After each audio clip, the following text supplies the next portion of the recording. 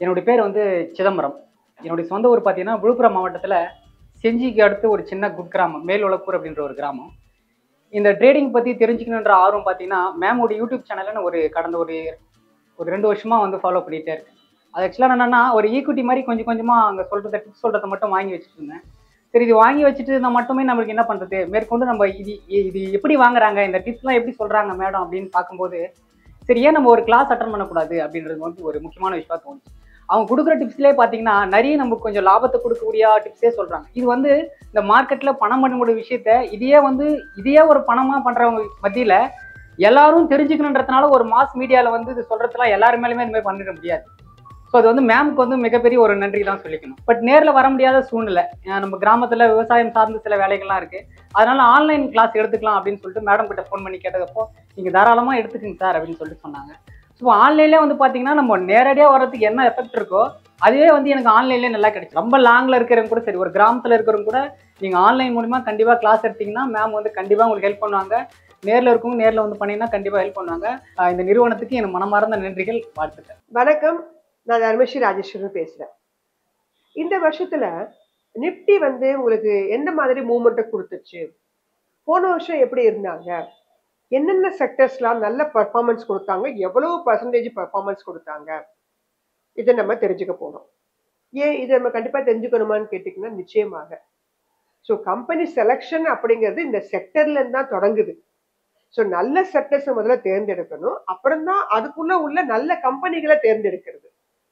So அதனால இந்த வருஷம் ஒரு டாப் பர்ஃபார்மன்ஸா பண்ணக்கூடிய செக்டர்ஸ் என்னென்ன இருந்தாங்க, அவங்க என்ன பர்சன்டேஜ் கொடுத்தாங்க, இவங்க அடுத்த வருஷமும் இதே மாதிரி கொடுப்பாங்களா இல்லை இதை விட பெட்டரா கொடுப்பாங்களா, இந்த மாதிரி விஷயங்கள் தான் நம்ம இந்த பதிவுல பார்க்க போறோம். 2023 வச்சு பார்க்கும்போது நிப்டி எவ்வளவு ரிட்டர்ன் கொடுத்துச்சுன்னு கேட்டீங்கன்னா 20.03% கொடுத்தாங்க. 2024 இந்த பதிவின் வரைக்கும், ஏன்னா டிசம்பர் இன்னும் ஒரு ஒரு 1 வீக் மேல இருக்குது, 12.17% கொடுத்துருக்குறாங்க. ஒவ்வொரு மாதத்தையும் கனெக்ட் பண்ணி நீங்க சீசனாலிட்டி அனாலிசிஸ் பண்ணீங்கன்னா இதாவது நெட் ரிசல்ட். ஸோ இதே மாதிரி ஒரு பர்ஃபார்மன்ஸ் இந்த அளவு 2024 கொடுத்த அளவுக்கு 2023 அளவுக்கு கொடுத்துட்டு வந்தாலே நம்மளுடைய நிப்டி அடுத்த 5 வருஷத்துல கிட்டத்தட்ட ஒரு 50,000 அப்படிங்கிற இடத்தை அடைவதற்கான வாய்ப்புகள் உண்டு.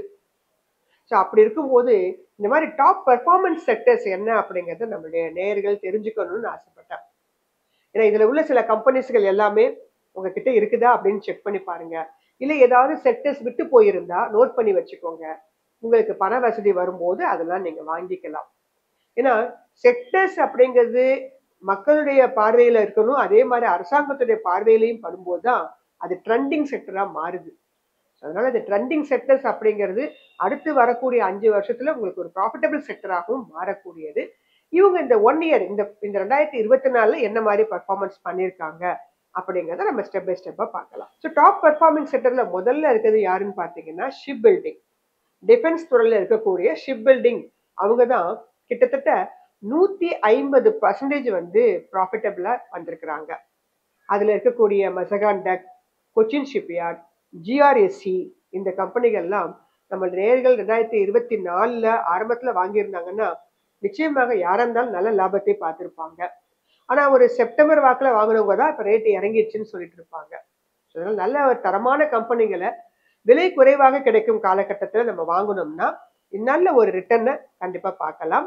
ஸோ இந்த கம்பெனிகள் அடுத்து வரக்கூடிய வருஷத்துல நிறைய ஆர்டர் புக்கு தன்னகத்தை வச்சிருக்கிறாங்க. ஸோ நேயர்கள் அதனால ஷிப் பில்டிங் அப்படிங்கிறது வந்து பாத்தீங்கன்னா அடுத்த 5 வருஷத்துலயும் நல்ல ரிட்டர்னை தரக்கூடிய ஒரு மிகச்சிறந்த துறையாக இருக்கும் அப்படின்னு நான் நம்புறேன். ரெண்டாவது யார் அதிகமான அளவுக்கு ரிட்டர்ன்ஸ் கொடுத்திருந்தாங்கன்னா பிளாஸ்டிக் ப்ராடக்ட்ஸ். ரொம்ப ஆச்சரியமா இருந்தது. ஏன்னா நிறைய நமக்கு பேங்கிங்கு, எஃப்எம்சிஜி அதெல்லாம் இருக்கும்போது ரிட்டர்ன்ஸ் வைஸ் செக் பண்ணி பார்க்கும்போது பிளாஸ்டிக் ப்ராடக்ட்ஸ் தான் உங்களுக்கு நிறைய ரிட்டர்ன் கொடுத்திருந்தாங்க. ஏன்னா இதோட தேவைகள் இப்ப எப்போதுமே இருக்குது. யூஸ் அண்ட் த்ரோவா இருந்தாலும் கூட அது வந்து என்ன பண்ணிட்டே இருக்கும், நம்ம அதிகமா யூஸ் பண்ணிட்டே இருக்கிறோம் இல்லையா? ஸோ அதனால 103% வந்து ரிட்டர்ன் கொடுத்துருக்குறாங்க.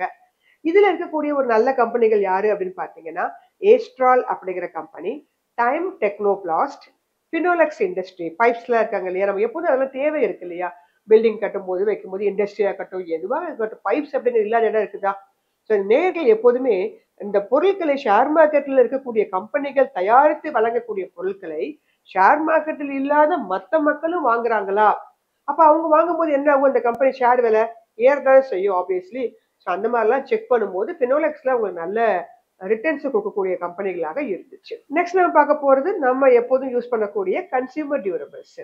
So washing machine, TV, mixie அது எப்போதும் வாங்கிட்டு தான் இருக்கும். ஒரு 5 வருஷத்துக்கு ஒரு ரிப்பேர் வைக்கிறது தூக்கி போட்டு இப்பெல்லாம் யாரும் அதை இது பண்றது இல்லை, ரிப்பேர் கூட பார்க்கறது இல்லை.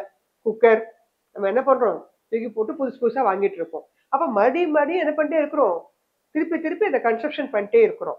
அப்ப அது சம்பந்தப்பட்ட அந்த கம்பெனிகள்லாம் விலை ஏறாம என்ன பண்ணும்? ஸோ கன்சியூமர் டியூரபிள்ஸ் 83% உங்களுக்கு வந்து ரிட்டர்ன் கொடுத்துருக்குறாங்க. அதுல ஃபர்ஸ்ட் கம்பெனி யாருன்னு பாத்தீங்கன்னா நம்மளுடைய டிக்சன் டெக்னாலஜி, டிவி ப்ராடக்ட்ஸ் எல்லாம் பண்ணக்கூடியவங்க, அந்த பேனல்ஸ் எல்லாம். அடுத்ததாக ஹேவல்ஸ் அண்ட் வோல்டாஸ் ஏசி இதெல்லாம் பார்த்துருப்பீங்க இல்லையா, அந்த கம்பெனி. நிறைய கம்பெனிகள் இருக்கிறாங்க, நான் செலக்டிவா ஒரு 3 கம்பெனி எக்ஸாம்பிள் மாதிரி கொடுக்குறேன், செக் பண்ணிக்கோங்க. நெக்ஸ்ட் அதிகப்படியான ரிட்டர்ன்ஸை கொடுத்தவங்க யாரு அப்படின்னு கேட்டீங்கன்னா கேபிட்டல் குட்ஸ். கேபிட்டல் குட்ஸோட ரிட்டர்ன் வந்து 77% வரைக்கும் கொடுத்துருக்குறாங்க. இந்த ஒரு வருஷத்துல நீங்க வாங்கியிருந்தீங்கன்னா அதோட ரிட்டர்ன் வந்து 77% வந்து அந்த செக்டர் வந்து பதிவு பண்ணியிருக்கிறாங்க. இதுல இருக்கக்கூடிய முக்கியமான கம்பெனிகள்னா எல்என்டி, பிஹெச்இஎல், ஏபிபி இந்த மாதிரி கம்பெனிகள்லாம் நம்ம சொல்லலாம்.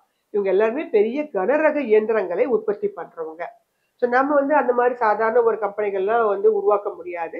ஸோ நம்மளுடைய ஷேர் இந்த மாதிரி பெரிய பெரிய கனரக இயந்திரங்களை உற்பத்தி பண்ணக்கூடிய கம்பெனிகள் நம்ம பணம் இருந்ததுன்னா இதோட தேவைகள் இன்னும் அதிகமாயிட்டே தான் போகுது.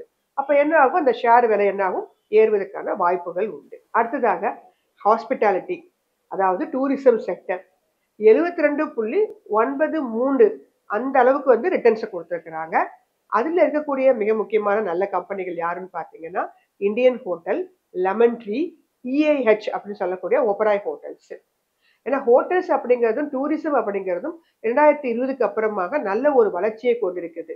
ஸோ அதுல இருக்கக்கூடிய கம்பெனிகளும் நம்ம வாங்கி வைத்துக் கொண்டோமானால் நமக்கு வந்து இப்போ ரீசெண்டா ஐடிசி ஹோட்டல் கூட வரப்போகுது, வந்த பிறகு கூட வாங்கிக்கோங்க.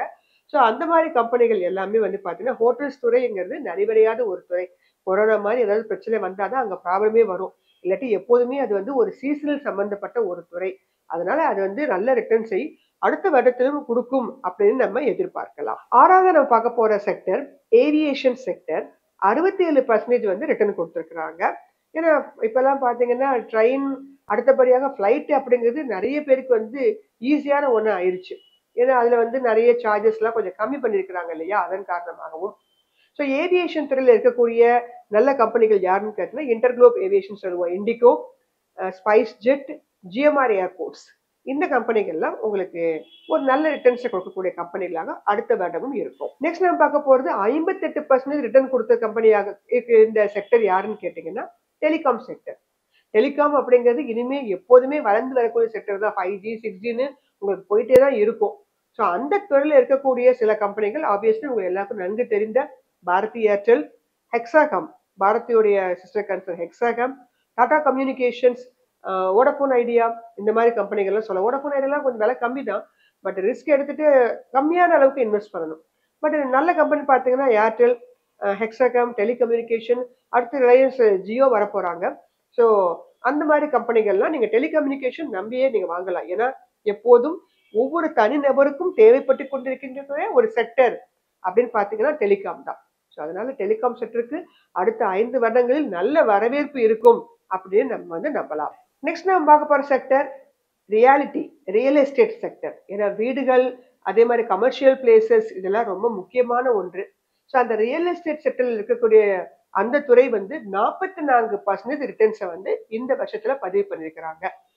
அதுல இருக்கக்கூடிய ஒரு நல்ல கம்பெனிகள் யாருன்னு பாத்தீங்கன்னா DLF, Macrotech developers, prestige estates.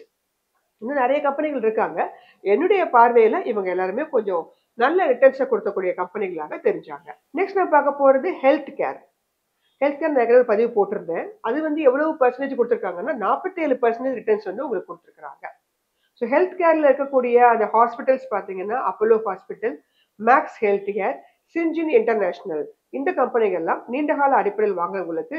ஏன்னா ஹாஸ்பிட்டல் ஹெல்த் கேர் அப்படிங்கிறதும் எப்போதும் என்ன இருந்துட்டே இருக்கிறாங்க. புதுசு புதுசாக செயின்ஸ்க்கு வந்து செயின் ஆஃப் ஹாஸ்பிட்டல் கொடுக்குறாங்க, நிறைய இன்னோவேட்டிவான மெஷின்ஸ்லாம் கொண்டு வராங்க, புதுசு புதுசான நோய்களும் வருது. ஸோ அதன் காரணமாக இந்த ஹெல்த் கேர் அப்படின்னு சொல்லக்கூடிய இந்த செக்டரும் எப்போதுமே மாற்றம் குறையாத மங்காத ஒரு செக்டராகவே இருக்கும் அப்படின்னு சொல்லலாம். 47% வந்து இவங்க வந்து தங்களை வந்து பதிவு பண்ணியிருக்கிறாங்க. இறுதியா நம்ம பார்க்க போற செக்டர் எலக்ட்ரிக்கல்ஸ் அப்படின்னு சொல்லக்கூடிய எலக்ட்ரானிக்ஸ் அண்ட் எலக்ட்ரிக்கல் செக்டர்ஸ். இவங்க 50% வந்து இந்த வருஷத்துல வந்து ரிட்டர்ன் வந்து கொடுத்திருக்கிறதாக பதிவு பண்ணியிருக்கிறாங்க. இதுல இருக்கக்கூடிய மிக முக்கியமான company Cyient DLM, CG Power, Syrma, SGS Tech அப்படின்னு சொல்லக்கூடிய இந்த கம்பெனிகள். ஏன்னா செமிகண்டக்டர் துறையில இவங்கெல்லாம் அடுத்தடுத்து வந்து முன்னணியான நிறுவனங்களாக மாறிட்டு வர்றாங்க.